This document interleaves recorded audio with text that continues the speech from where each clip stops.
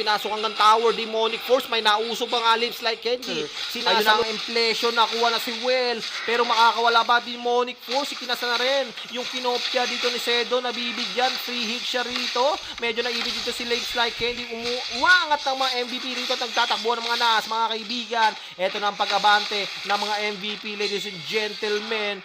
Uy, medyo naibig yung Link. Kumuha ng sapilitan ng kanyang blue buff. Pero naman, ng mga MVP ay humahabol ng humahabol. Tingnan natin kung ano mangyayari. Circling Eagle, ikinasa pero natank na. Tempest of the Wind, binigay na rin 4 ang salubong sa kanya dito pero nakapagbakod pa doon.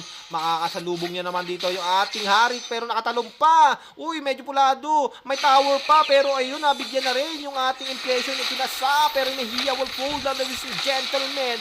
Yung ating Seji ay susunod. Lips Like Candy ay tumba na rin. Si Mage ay nandoon pa at 4 ang bagsak sa side na